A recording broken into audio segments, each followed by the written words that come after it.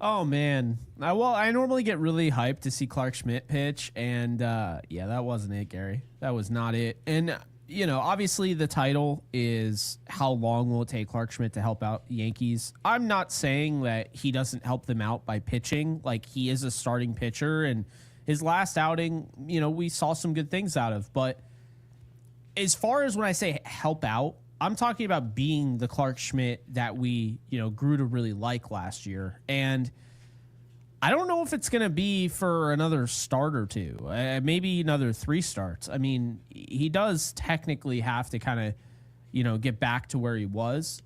And I guess I'm okay with that. It sucks that, you come away losing this game when the offense kind of woke up at the end and they had a chance to win this game. But yeah, this was this was a barn burner of boring. Like, that's what it really was. Like, I can't even believe I said this to you. Can't even believe 10 runs were scored in this game. Yeah, this is the beauty in just a quality start. You don't always have to be someone's ace to help them win. You go 4 innings, and we've had this running joke of giving up a run an inning. Yeah, you throw 4 innings, you give up 5, 7 hits. Like you said before we went live, we don't care about 7 Ks. That's irrelevant. It doesn't matter. You didn't keep the ball in the ballpark. It's a shame. You had no command. And I thought the Yes broadcast actually covered this pretty well before the start actually began. They said, start 1, yeah, command was off there in the first inning.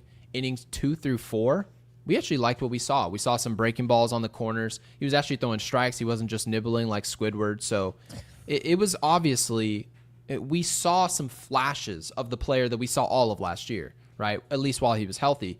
And so we sort of projected that, oh, this is going to mean something coming into start number 2.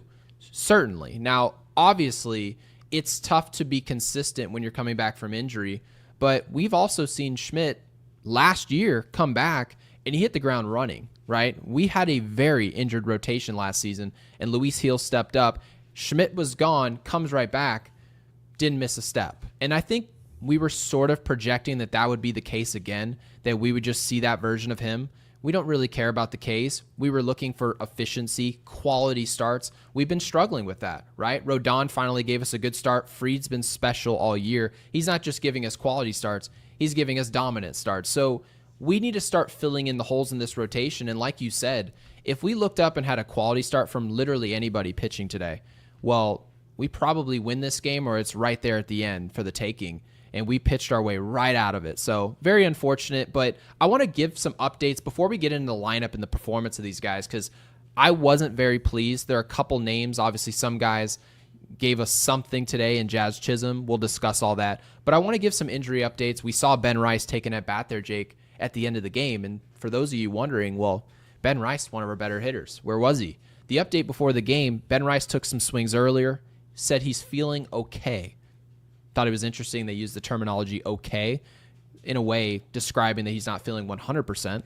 Could potentially be available off the bench tonight. It's exactly to be determined. It's exactly what we saw, right? Marcus Stroman.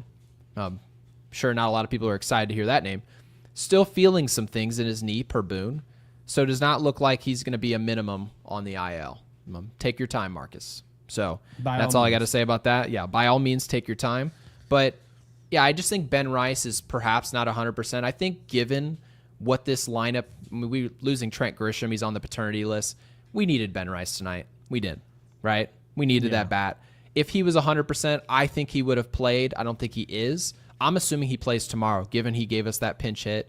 So, yeah, disappointing. But, Jake, what'd you think about the bats? Because obviously we had a homer from Jazz Chisholm. I know some people are like, oh, that absolves him of some responsibility for these next few days. I feel a little bit different, but I want you to start this. No, I think we agree because the approach wasn't great all day. It hasn't been great for a while. It really hasn't been great all year since he started hitting those home runs. Everything that we said about Ben Rice and what I always bring up, how the 3 home run game really hurt him, I think Jazz Chisholm's quick start with all that power has completely changed who he is as a hitter. I mean, if you see it, he's going up there trying to swing for the fences every time. There's not a situational bout of hitting that you used to see with Jazz Chisholm. I mean, keep this in mind, okay? Ellie De La Cruz would love to hit home runs, but he knows he is a threat on the base paths either way. So I am going to, in this situation, slap a single. I'm going to steal second. No one's going to throw me out. You want to see more of what you saw from Jazz Chisholm because he was that type of player not that long ago. So where to go? Maybe it's the torpedo bat. Everyone looks at one side of it. Maybe it's the other side. Maybe he started seeing immediate success. It was like, I'm going to keep hitting home runs. And the problem is, Gary, and I saw you tweet it out after I texted you it. You didn't read my tweet? He's Adam Dunn with speed right now. Oh, so you said that actually on your own. I said it on my own. Oh, wow. Yeah. So we were thinking something along the same thing. So when I watched tonight's game, everyone will always tell me, well, you look up and say, well, a player went, like, let's just say Jazz didn't hit that home run. People would say, well, he was 0 for 4. He did nothing. Okay. I don't look at it that way. I look at it as if I look up at the box score and Jazz Chisholm goes 1 for 4 with a 2-run jack, isn't that exactly what you would project him to do if he actually touched the ball? Mm-hmm. It's exactly what you'd think would happen. Now, mind you, all the players that we would compare him to, obviously we're joking when we say this because we think Jazz Chisholm really should be a much better player than this, much more consistent. But we mentioned Adam Dunn, right? You mentioned Joey Gallo. Those guys were productive players at one point or another, but they did one thing well, and it was hit a home run. But you know the one thing that neither of those players could do? They couldn't run a lick. Yeah. Not at all. They weren't a threat on the base pass. And that's what's so frustrating about this player because you see it on screen. When you see a laser go into the seats, and I mean this was a jack. He crushed it, right? Yeah. It's exciting on its surface, and I don't want to absolve him of the responsibility and the goodness of hitting a home run in the big leagues. It's incredibly hard to do. So we're thankful that it happened. It kept us somewhat in the game. But this is more so about what Jazz will be as the season stretches on. Did that at bat, is that going to help him build off of something into tomorrow? And to my estimation, Jake, it doesn't at all.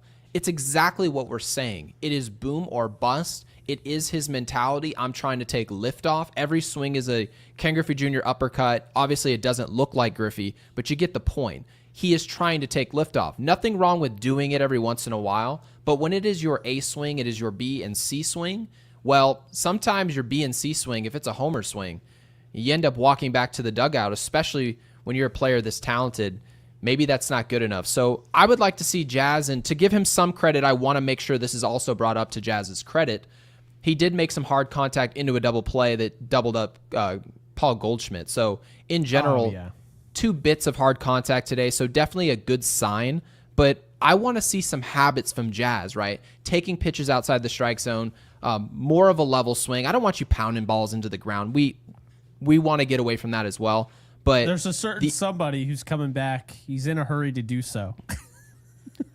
Thank you. So you get the process here is that I wasn't so thrilled. Exactly. I didn't feel relieved when I saw the homer. No, because when you think of Jazz, until this year, you think of a line drive hitter, right? I mean, that's what you think. I mean, even his home runs are line drives, but it does seem like there's been kind of a shift, philosophically at the plate, and you and I both really tend to agree on this. Like when you brought it up, via text, we were talking about it. I'm like, yo, I feel the same way because I am a Jazz Chisholm fan. I am not throwing him to the wolves. It's early in the season. Both of us are. But I'm very concerned that you develop this bad habit and it ruins your entire year. And I think it's absolutely possible for that to happen. 100%. Okay. Well, I want to get to this super because it also talks about offensive consistency because that's what Vinny here. So Vinny Carbone with the super. Thank you so much, Vinny, for the 5, and thank you for supporting the show. Says how much longer for the Yankees to let Volpe? So I'm assuming let him play. I'm not even if he can hit off it. I'm not even sure if he can hit off a tee. Love the show, guys. So Vinny, again, thank you so much for the love. Thank you, Vinny. Yeah, so we get the point here. How much longer is this experiment going to go on with Anthony Volpe? He's a 23-year-old shortstop. Came up as this is not a top prospect. He's the top prospect. Bigger prospect, by the way, than Jason Dominguez even was. Untouchable prospect. He has a really good glove. I know some people didn't like the defense today. It was a bad hop, okay? It wasn't an error. I know it was a little tweener there on the call. They ended up changing it to a hit. I thought it was fair. I thought it was a hit. It was a bad hop. So for me, the problem right now with Anthony Volpe, I think you saw on his third at bat, he made hard contact against a fastball. He just sort of jumped a pitch. Nothing wrong with that. But I think the takeaway on this player is that he is struggling hitting the fastball. You saw with Gavin Williams today, he was electrifying with his fastball, 98, 99 miles an hour. And there was a point earlier in this game, I think it was Volpe's first at bat today. He saw 3 fastballs, middle, and just blew him right away. And I understand it. Williams has, again, one of the better fastballs in this sport, but this isn't just something that we saw against Williams. This is something we've seen for weeks now, struggling against the most popular pitch to use in the sport. So I don't know, Vinny. I think, Jake, do you have any answer for how long the Yankees can watch Anthony Volpe struggle offensively? Because that is what this is. You're not going to hit, he's hitting 217 now, that's sort of climbed a little bit. You're not going to be able to hit 245 as the shortstop of the Yankees and have a spot because you play really good defense 4, 5, 6 years running. What do you think? Well, I mean, I think, you're seeing the way they treat Peraza, right? I don't think Volpe's job is in jeopardy at all. If I want to be honest here, I don't. I think he could hit 212 this year, and he's still the starting, shortstop the rest of the year, and then going into next year. Like, I really believe that. He's got this safeguard. Gary, we've talked about this. They pick their guys. I hate to be that way. They just do, right? And Volpe is one of the guys that they picked. They chose him over Peraza. They chose him over Pereira. I don't know how Pereira didn't get brought up today with an outfielder, going on the paternity list. They instead thought Pablo Reyes in right field was a good option. That was interesting. He rolled that to first base. That was fires. And anyway, point being, fires didn't describe anything there. No, I felt so bad for Michael K. Because what do? You're thinking he's gonna throw it, and you're like, ooh. Anyway, Volpe's not going anywhere. Like, I'm gonna be honest with you, he's either getting traded for another guy that's equal, like, I guess, potential wise. And I alluded to this trade. Do you remember who I had him being traded for? The dude who's always hurt on the, I think, the Twins. Oh, you're not talking about Lewis, are you? I am. Royce Lewis. Oh, they would never do that. I 100% believe that if things stay the way they are, he keeps getting hurt, Volpe struggles. That's the only way Volpe is not the shortstop. They trade him for Royce Lewis. Well, they would never. I mean, I don't think Minnesota would ever do that. And guys, we know that this isn't a topic of conversation. We get that. Yeah. But I guess the point is, if Anthony Volpe is going to play great defense, he's 23, okay? He's not going to stop playing good defense over any course of the next 5 seasons, okay? So what is the ceiling of this player? Because we know what it can look like for 3 weeks, for a week and a half. We know this, right? We saw it in October. He hit 290. He had some pop here and there, right? Played really good defense. He was running the bases hard as hell. He was playing smart. That's the player we want. But the difference here, Jake, is when it's only happening for 4 or 5 games, and then we make a title for you on YouTube, and then all of a sudden you fast forward 6 games, and now the topic of conversation is literally the polar opposite. It's like, what's wrong with this player? Well, that tells the story that there is no consistency. I see it in the chat. People are saying hot streaks, cold streaks. There haven't been that long of hot streaks. There just really hasn't been. But no. He'll have cold streaks and then show you 2-3 games. You're like, oh, that's the player we want. But doesn't every player, for the most part, in Major League Baseball have a 2 to 3 day, 4 day stretch where they look really good? But then you look up at the scoreboard and you say, oh, well, he had a great weekend and a half, but he's hitting 232. That tells the story of what you did for the totality of the season. So my answer, I'm going to give you an answer. I think we've got this season and next season of Anthony Volpe, and I'm hoping that he lands on his feet offensively, because that's really what this is about. If he can do that and become a even 265 hitter with some pop, play really good defense, I think that's enough for him to stay the shortstop of the Yankees. But I think if we go this season and next, and he's hitting 236, 229, I don't think that lasts. I just don't. So I want to take you back to 2023 with his splits. April, he hit 222. Okay. He hit 174 in May. He hit 265 in June, 202 in July, 256 in August, 160 in September, and 250 in October. that in You didn't name 2024, you didn't name 2 good months in a row. No, I was proving your point. 2024, he hit 400 in March, of course. That's like 10 at-bats. Yeah. 259 in April, 293 in May, 220 in June, 235 in July, 247 in August, 176 in September.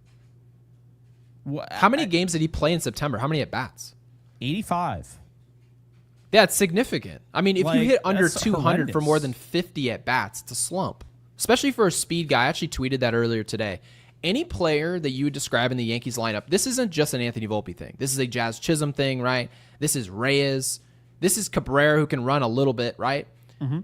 If you can run, you saw it with Paul Goldschmidt today. Ball in the infield where it's, really deep in the hole. Those are singles. Those are infield hits. You can't hit 200 for a month. That's insane. The floor there is so low, okay? So my takeaway here, and this is, I don't want to pick on Anthony Volpe. There's nothing personal. This is baseball, okay? It's sports. It's supposed to be fun. Yeah. It was brought up, to be fair, via a super chat. That is always going to be addressed. Yeah. But when I'm looking, my conclusion on Jazz Chisholm, Volpe, some of these young players, Jason Dominguez as well. You saw the rocket ship that he hit today. 445 is a bomb, okay? When you see the flashes of brilliance, which you're going to see them from all these players, each of them that I named, this season, it's going to happen. I promise you. Some of you guys who are complaining now about some of these players, Wells, right? Some of these guys, you're going to say, oh, wow, he's finally doing what he's supposed to be doing, and then we're going to talk about him in a positive way. My thing is this. I'm going to slow my roll on all of these young players that haven't proven a lick in Major League Baseball. I'm going to wait and see what you do for a month, okay?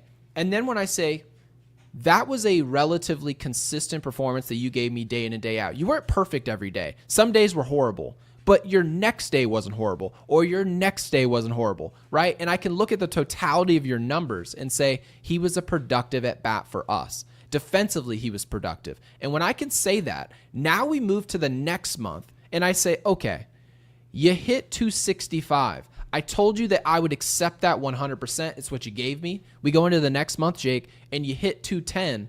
Am I supposed to now flip-flop and say this player is not good? No, I shouldn't have said he was good in the first place because he hasn't performed positively for 2 months in a row. So that's my takeaway on these players. Show it to me, and then I would love to cover you in a positive way here.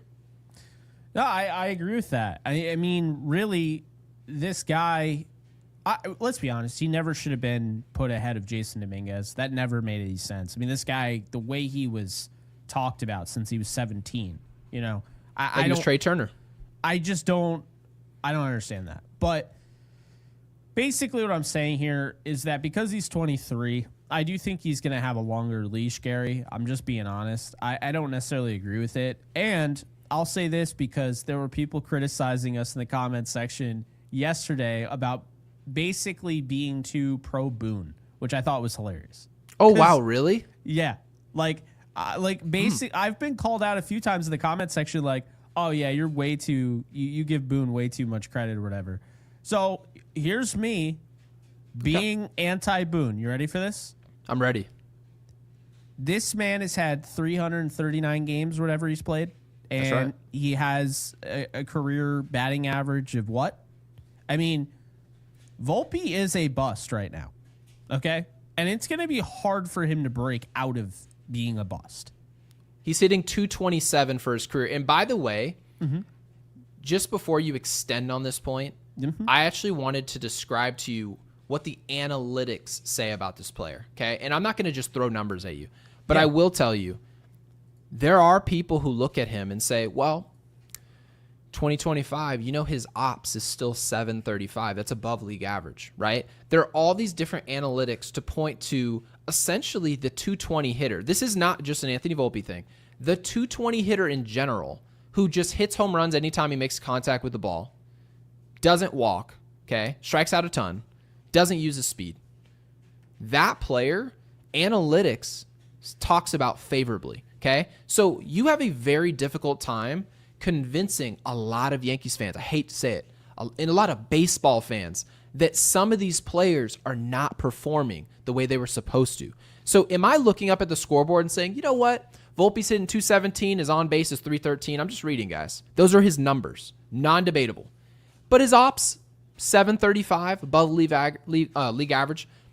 I'll take that. And he's playing great defense. So you give me above average offense and then great defense, above average defense. I'm taking this player any day of the week. It's a great value. I don't have that takeaway. Why? Because when Anthony Volpe comes up to the plate right now, I don't have a consistent understanding of what is going to happen. I just don't. That's how you know this is a bust right now. It just is. You need to have an understanding and an expectation. Something good can happen right now. And I don't think anybody watches these at-bats and says, something good's going to happen. I hope he comes up with runners in scoring position. I just think they look at analytics at the end of the year and they're sort of justifying what this really is. Yeah, I didn't want to be in this position again, right? We started off good and hitting home runs and talking about I don't need the flat swing anymore. And then all of a sudden, 3 for 34 and not looking good against fastballs or breaking balls or any pitch at that rate. But let's be honest, Gary. The thing I was going to say, because people want me to criticize Boone, I'll criticize Boone with Volpe. Why does he play every day when he is this, he's this inconsistent offensively? And if he does play, obviously they're going to say Gold Glove, all that, fine. I would say, by the way, he's got a negative arm. His arm is not good. I've heard that a lot. I mean, I'm not just saying that just because. It's actually bothered me. So I looked on Savant. It's 34th percentile at the position. Can I give you an idea of who I think should play tomorrow? Because I believe they do play tomorrow. I'm fairly certain. I believe Cabrera, again, you saw 2 knocks today. He's hitting over 300. Obviously, shorter sample size. It's not minuscule, but he's given us some work, right? Yeah. I believe Cabrera and Peraza should both play tomorrow. I do not want to see Anthony Volpe in the lineup. I do not care what he did in his third at bat, crash hitting a 95 mile an hour. It was the worst, slowest fastball he saw all night. Everything else was 98, 99, blown right past him 3 consecutive times. I don't like what I'm seeing from Anthony Volpe. I understand what he can do with the glove. I respect it. I love it. That's special. But it's only special if you're doing that with the offense. And that's not what we're seeing. That's not good enough to pencil in someone's name every single day, unless you're Ozzie Smith, which I know Volpe is not, Jake. So I want to see Cabrera. I want to see Peraza. I want to see what those guys can do because right now I trust their at-bats much more. I agree.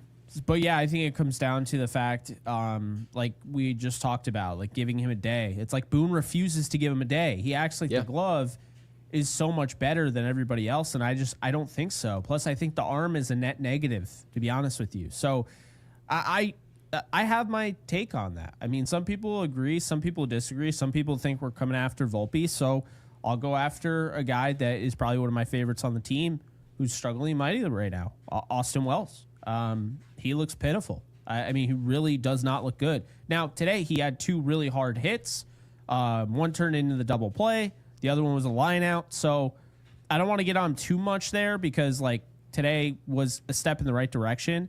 But Gary, I'm a believer in being honest here, and I'm not just gonna sugarcoat things just because this is my guy, and you know that because obviously we talk about it with Jazz Chisholm. Right. We like a lot of these players, right? So here's the deal: Austin Wells has become probably one of the best defensive catchers in the sport, and I think we really expected him to take the next step as a hitter, showing that 260. Batting average at one point. He had a 290, month, whatever.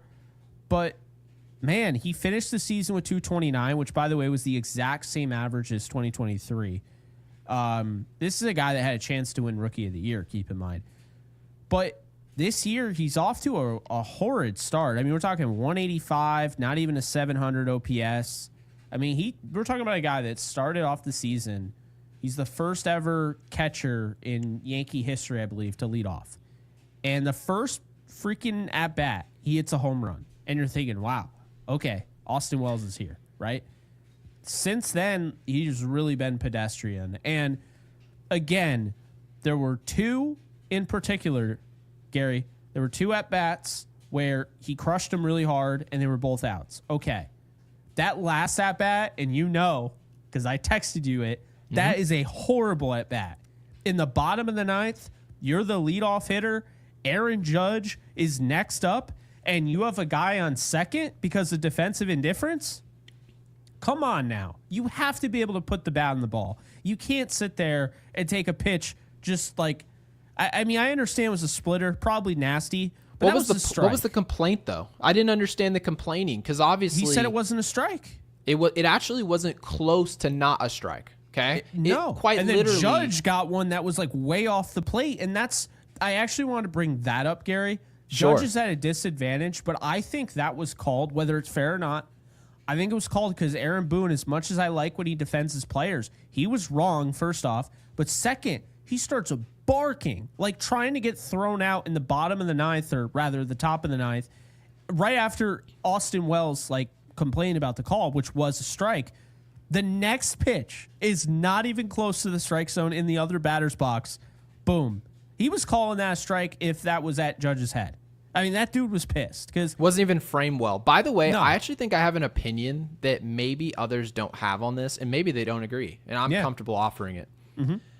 Personally, I feel if you're hitting a $188, you miss 2 pitches right down the chute.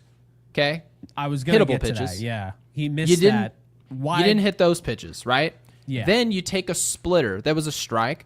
If I'm a manager of a team, you think I'm about to get close to getting ejected protecting Austin Wells? This is Austin Wells, okay? Mind you, I really like Austin Wells. You think I'm going to scream at an umpire for what he did to a player hitting 188 and then affect the next at bat against a dude hitting 390? To hell with that. I'm keeping my mouth shut and allowing Aaron Judge to take an at bat. That's what I'm doing. Okay. So you think I trust Austin Wells to come back and give me feedback about the strike zone? I do not. Okay. So by the way, Austin Wells, I know maybe not sounds like it doesn't sound like it, but for me, I'm super positive on this player. I think Austin Wells is going to be fine, and I'll tell you why. Do I think Ben Rice is going to be a better player? Yeah. Right? Do I think Paul Goldschmidt, Aaron Judge, Cody Bellinger, all of them, when they actually get going, do I think they're better players than Austin Wells? Yeah, I do. So my feeling is, given what this offense is with all these different guys struggling, Austin Wells, when it's all said and done, is going to be the 8-hitter on this team. He's going to be hitting 7th. Okay? We have enough offensively. We just do. Some guys who are giving us production are on the paternity list. They're becoming dads, right? Other guys are just slumping, and they have long-term numbers for us to suggest it'll change. Austin Wells doesn't have that, okay? But I've seen some things in the short term, right? Month and a half, 2-month stint, where I think when he gets back to that, our hopes aren't riding with the performance of Austin Wells. So that's why I don't get on him too hard. I just thought it was ridiculous. They were sitting here arguing about pitches. They were literally almost in the middle of the strike zone, and we're arguing balls and strikes. Then Judge comes up, and there's a literal ball 6 inches outside, and we're not even talking about it. That makes no sense to me. I didn't get it. I'm not barking about calls on a player who's going to be hitting 8th for me in 3 months. I didn't get it. That I agree, and that was really, I thought I was the only one that saw that, so I'm glad you saw that as well. I immediately thought him barking, like I know some people like it, and I do. I like when he sticks up for his players. But I really don't get oh, you missed this call. I got Aaron Judge coming up. They miss calls regardless if the umpire's bad or not, right? So it's like doing that, you were just egging on the umpire in the last at-bat of the game. You have Aaron Judge as the tying run. I'm not trying to mess with this thing at all, at all. And so, and I think it becomes distracting to the next hitter. Aaron Judge is hearing it, So I don't know, Gary. I didn't love that, and I like Austin Wells a lot. Like I said, one of my favorite players, and I think he's going to turn it around. And he did have a home run. I see somebody in the comment section didn't go yard yesterday. Yeah, I get that, but that right there, that's what drew criticism from me. Okay, he has been not great, obviously hitting 185 now, but the reality is, I'm not going to go as hard on him because I thought some of those at-bats have been really competitive. That particular at-bat in the top of the ninth, when you are the leadoff hitter for the New York Yankees in this game, that needs to be better. You have to work that count, and I think the big one you brought up, right down the plate, that's a miss. We got to stop acting like, oh, he's fighting it off. No. We're fighting off pitches middle. That we need to talk about that more, because I see that so often, Gary, where people are like, any foul ball is, oh, he's fighting him off. It's like, no, that means the pitcher won that, because he just went middle, and Austin Wells fouled it back. Like, oh, he's right on it. Oh, that's great. You think he's getting the same pitch? Like, okay, he's right on it. I'm not throwing you the same fastball right down the plate next time. So there was just really a lot of miscues, obviously, in this game. But late in the ninth inning, and we didn't really get too much into Clarke Schmidt, which I guess we could. But that Wells one, I don't know, that really irked me, Gary. It really did. I just did not like that at bat. Yeah, didn't really make sense, but I'm not going to be hard on Austin Wells just from a simple standpoint. He's not supposed to. His role, he was drafted at the bottom of the first round. He wasn't toted. They weren't saying he's going to be the next Posada. It was none of that, right? No, I know. He's not supposed to be part of any core four, and you understand this. Really, our entire chat understands this. So there's no real reason to be so critical of a player who's hitting a $180, who you expected probably to hit 240 tops with pop, right? So yeah, guys who hit 240 with pop, they have months that look like this. I hate to say it, guys. It is what it is. Yeah. The Tony Gwynns of the world who hit 320, they don't have months like this. That's why their batting average is 320. But Anthony Volpe is supposed to be one of the better players on this roster. I know it's not your expectations now. Now we sort of know what he is. But coming onto this roster as a rookie, we said, hey, let's give him a runway. He's going to get it figured out. Then as we go into year 2, we're going to start to see some ascension, some real potential. And then as you go into year 3, now we go. Now Anthony Volpe is going to be that player that you can maybe put in the 1 or 2 spot in a lineup and say, yeah, let's see his production and see what we can build around him. But right now, Anthony Volpe is like this side quest character that was supposed to be the main act, and it is just not it. And Ed W. with the super chat, thank you so much, Ed, for the 5, says Volpe observation is spot on. Gary Volpe's ops over 3 years is top 10 among shortstops, but ABs are unproductive and checks out for months. Look at second half of 2024. It's true.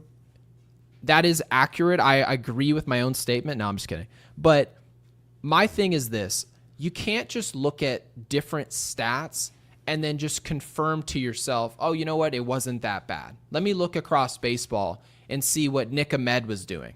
And then say, well, in comparison to that guy, Volpe stacks up well offensively. He's fine, right? He's got more pop. He's walking more. And then we come up with this arbitrary number to sort of justify and really push back on what our eyes are telling us. Don't your eyes, this isn't a me thing. You tell me what you see. Jake, what do you see? Chat, what do you see? When you watch Anthony Volpe and he comes up to the plate, this isn't a wild criticism. I'm asking you, are you expecting something good to happen? Whether that was today, whether it was when this season kicked off, whether it was the final pitch in October of last season, are you expecting something good to happen off of his bat? You tell me. So that's where I'm at with this player. I understand ops says another story, but I also look at batting average. I also look at homers, right? I look at stolen bases. Does a player use his legs? Does he draw a walk? Can he avoid a slump? If you can't draw walks, you are going to slump in this league. Those numbers tell me a different story than what ops is telling me, to Ed's point. Thanks again, Ed W, for the super chat. I have to say, this is the worst batting order I've seen all year. IKF Jr. Oh, I also have to talk. IKF, I would kill for Volpe to hit like IKF. He's nowhere near as good as IKF. He's not right now, no. He is not in the same. He hasn't been. IKF is a better player. He just is. He's a Gold Glover at third. They played him out of position. I mean, really, that's the thing. I would rather have Isaiah Kiner-Falefa right now. No doubt about it. I would 100% rather have. I mean, IKF is hitting 268. And that's what he's going to do. He's going to hit 268. He's not going to have any power, and he's going to get on base, and he's going to come through in those clutch moments. Anthony Volpe might have some power. He's going to hit 220, and we're going to sit here and be like, is Anthony Volpe going to become a superstar as soon as he starts, like, he goes on a 5 and Chat, like please hold us accountable. 20. Do not let us clickbait some title. Is Anthony Volpe becoming a star at any point in the future this year? Never happening. Unless ever. he has. Okay, here are the prerequisites. Are you guys listening? Mm-hmm. 2 consecutive months of hitting 280 or above with 5 homers in each month. When that happens, you give me 10 homers in a span of 2 months, you hit above 280. I know, guys, it's not what you're used to, right? These aren't your dad's superstars where they were hitting 310, right? But if you give me 280 with pop and you play really solid defense, no one's arguing. His defense is solid. Not a great arm, but there are a lot of really good shortstops in this sport who didn't have great arms. You play great defense, you hit for average, you got some pop. I will accept a video talking about what can happen with Anthony Volpe. Please don't let us do it again. He's got to show us something. Please, for the love of God. So Isaiah Kiner-Falefa, in 2022 to 2023 versus Anthony Volpe in 2023 to 2024. Or actually, I'm just going to include all 3 years. Let's screw it, right? So Anthony Volpe has 341 games played, right? He has scored 163 runs, which is way more than IKF, to be fair. He has 285 hits. Mind you, IKF, we're only counting 2 years. Volpe has, let's see, he's played almost 100 more games in that span. And, he's got 27 more home runs. Anthony Volpe's hitting 227 in that span and a 666 OPS. Isaiah Kiner-Falefa has a 253 batting average and a 643 OPS. Okay? Now, if you take away 2025, which gives him the volume stats, and you just look at 2023 and 2024, now let's look. So Anthony Volpe is hitting 228 and a 661 OPS. Would you rather have a 253 hitter with not as much power who has 205 hits in 255 games? Or would you rather have Anthony Volpe who has 268 hits in 319 games? Well, the difference between the two players is the storyline, the build-up. It's the only difference. IKF if we were is getting just a better player. He is a better player, but the difference is IKF didn't show up with the red carpet. He didn't get the first-round draft pick and all the specials and interviews and all the. He didn't get that stuff. He didn't get the MLB Network coverage. That didn't happen. He's in the 94th percentile in score-up percentage and whiff percentage. Yeah, and by the way, we wouldn't take IKF's production either essentially for all the hype we got for this player. And I hate that when people say you didn't live up to the hype. Tell me what top prospect that there is across baseball. They hit 226 over a span of 3 seasons. We didn't take him off the field and put him back on and then yank him off the field. No, we let him play 162. We let him play every day his rookie season. Just get out all the bumps now. You struggle for a little bit, we'll put you right back on the field. Don't worry, you're not losing your job. You're the future. What prospect is there in baseball, on any organization, I'm going to wait for it, that hits 226 for that long of a period, and people are saying, oh, yeah, you know what? I still see the light. Tell me what player that is, and I'll gladly read it on this show. I want to know who that is. And mind you, we're rooting for all of these players because in general, overall, we're in first place. We're thrilled to be in first place. The division of the AL East is way worse than anyone ever thought it could be. Surely everyone will tell us that they thought it was going to be terrible, but we thought Boston, like Devers was going to come out, couldn't hit water if he fell out of a boat, right? All these other dudes, they can't hit. Toronto was going to be in second place. We still aren't buyers on Toronto, right? Baltimore lost 24-2 yesterday, guys. So my thing is that we're going to be fine if Volpe is just mediocre as he's been for a while now. We're just fine. But where could we be if he was what he was supposed to be? That's the question. If Anthony Volpe was hitting 275, guys, 275 with 17 homers and played solid defense, right? This isn't one of the best players in the league. Those aren't unachievable numbers. That's just a really good player, something that all that hype would suffice for, right? It would make sense.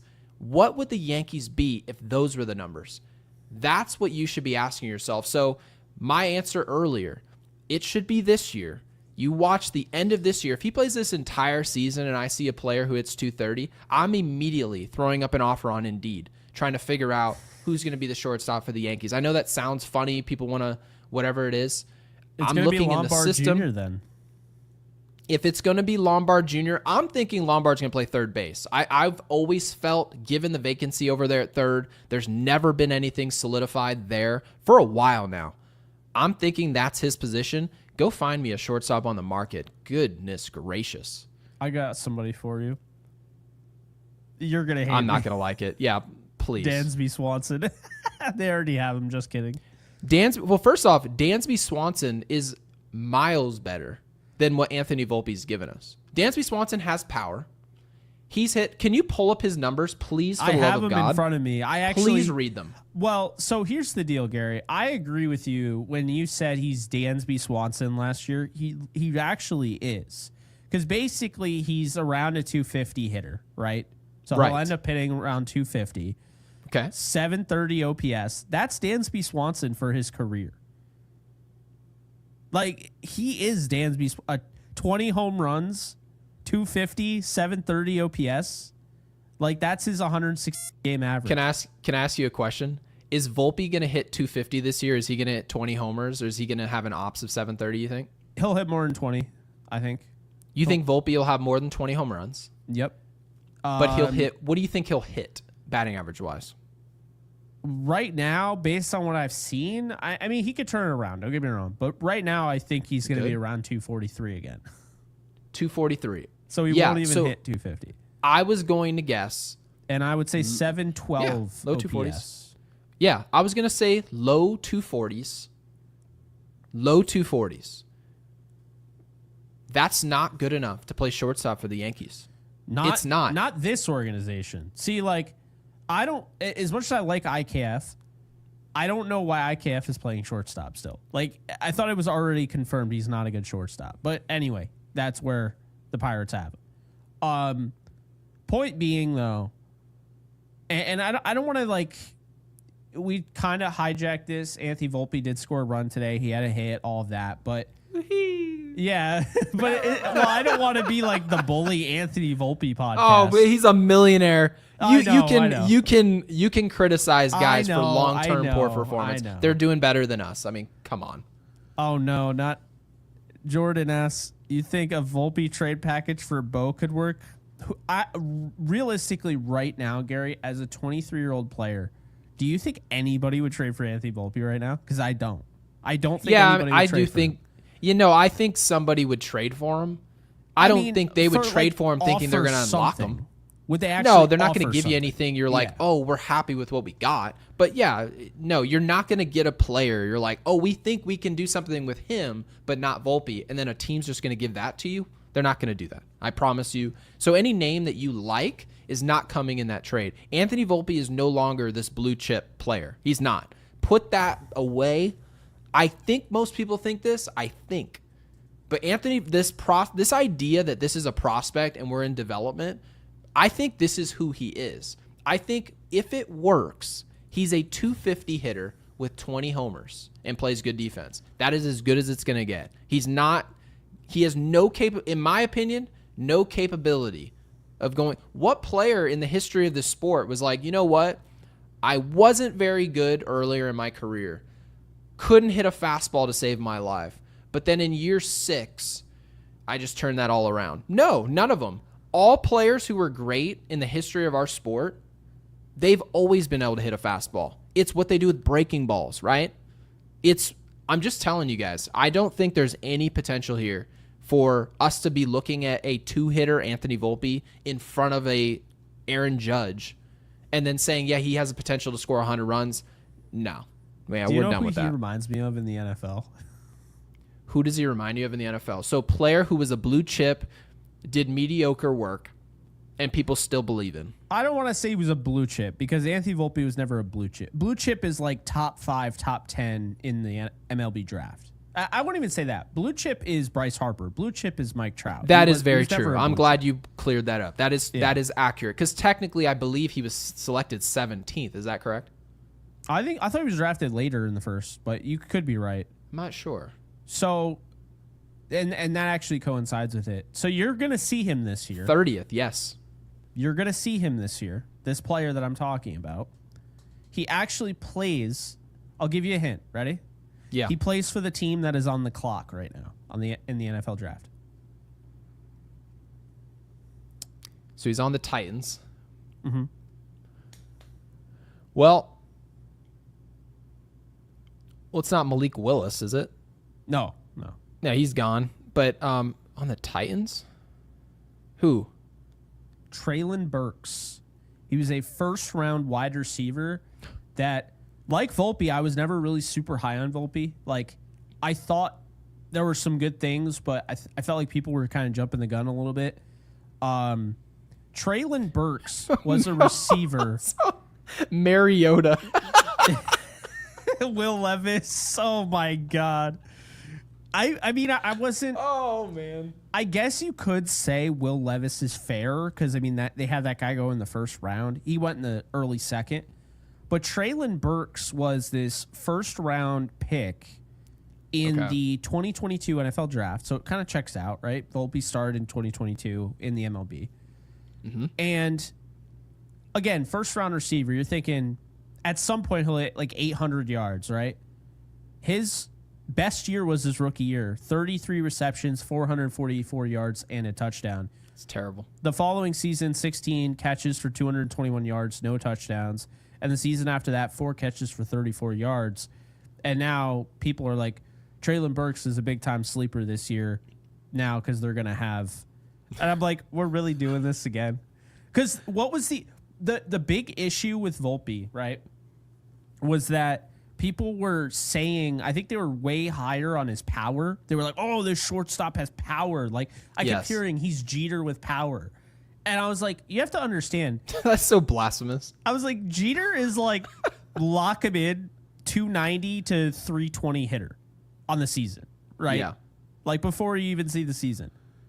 But, like, when they said that, I was like, it reminded me of Traylon Burks because, and I felt this way for a while, so I had to bring it up. Burks is a player where I was watching the tape and he wasn't separating. I was just telling you how receivers that don't separate and they're all contested catch guys, they don't succeed as well as guys that just get open. I know that's a hard concept to think about. Like, wait, you mean to tell me guys that just find a way to get open for the quarterback to throw them the football, those guys do better than the ones that don't get open? No. Yes. And so Burks has had a hard time transitioning. And I think it's one of the things, I think Volpe's contact was overrated. Because also, I mean, Anthony Volpe, and again, we're kind of taking this a little far, but Anthony Volpe, though, in the minors, Gary, like, he had some issues. I think people kind of forget that.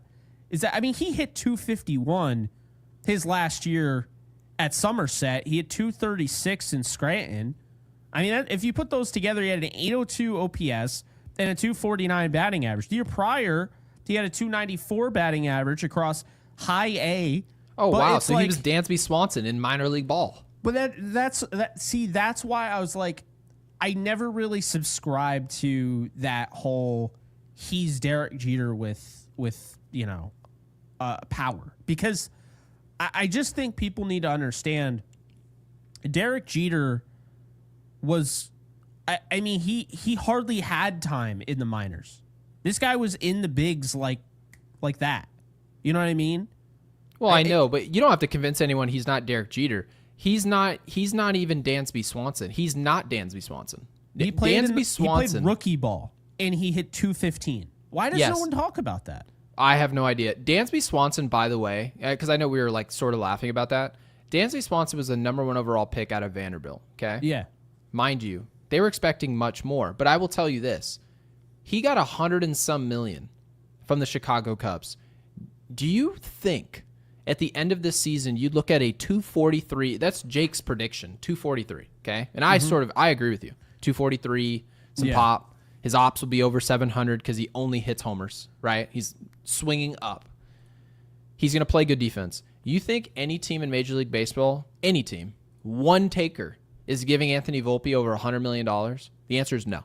It is not debatable, not at all. Dansby Swanson was able to do that because he's a better player. Somebody was convinced we're going to give him this contract. Volpe is probably, if he was a free agent right now, he'd probably get a 2-year contract with God knows who, probably Seattle. They'd give him like $10 million a year and take a flyer to see if he can hit the ground running with a smaller market. That's all it is, okay? Anthony Volpe is a fine player. He's a very good defender. He has a weak arm, so it's easy to throw some blame on him. He can't really make up for it the way that a De La Cruz, right? It's not that way. But Anthony Volpe is like the 7th best player on a good team, and he's just sort of hiding, playing good defense. That's what we're doing. He's hiding. So that's where I'm at with this. And Ed W., he says, I'm old. Again, thank you, Ed, for the 2. Thank you so much. He says, I'm old. Volpe reminds me of 1989 Kevin Elster. Yeah, you are old. You did age yourself there. Watch him ball in 89. That's sick. But I don't know actually who that is. I saw in the chat some people were like, Elster was better. Andy Stankiewicz would run circles around Volpe. Yes, he would. We just know this is just average play. It is. I brought up Jeter's minor league stuff. Okay. I need people to understand the difference between Anthony Volpe, who people said was Jeter with power, the most revisionist history I've ever heard, and, of course, Derek Jeter. Actually, Derek Jeter. So his first year, rookie ball, whatever, I did give him some crap, Volpe. Jeter hit 210 his first year as an 18-year-old player. At 19, he spent the whole year in Greensboro. He hit 295. He had a 770 OPS, right? Yep. 1994, with the Columbus Clippers, the Albany Colony Yankees, shout out to the AC Yankees, and I think it was the Tampa Thunder. I don't remember. But anyway, Tampa, Albany Colony, and Columbus, Gary. He hit 344, 873 OPS. 344. Then his last year, when he played fully in Columbus in AAA, he hit 317 and an 816 OPS. I mean, come on. The guy had 186 hits in 1994. Yeah, they did say he's not Jeter. He's going to be not maybe just a notch down, but he resembles Derek Jeter. Basically giving us the impression that this is a high contact with some power who plays really good defense. Well, they check the box. He plays really good defense. Okay, I'm going to give them that. I agree. Yeah. There is no contact to speak of. It's not that it just didn't translate to the big leagues. You mentioned the numbers. It wasn't there in Double A. It wasn't there in High A. It wasn't there in rookie ball. He didn't hit 340 in Double A and then showed up here to the big leagues and then gave us this. No, this is who he was, and then we just brought him here because we said, well, we need a shortstop. We don't want to spend on Corey Seager. Right? We don't want to trade for Francisco Lindor. That's what they told us. So everyone always talks about the Bryce Harper miss. What about those misses? What about Lindor? Right? What about that? The Yankees said no to all this because they had this guy that they loved and they believed in. Okay, that's fine. I'm okay with you doing that. But how long does this go? That's the question. And I think a lot of our chat is saying, I'm already it's running its course. And Jake, you're saying it's not going to go away no matter what he does. I don't know.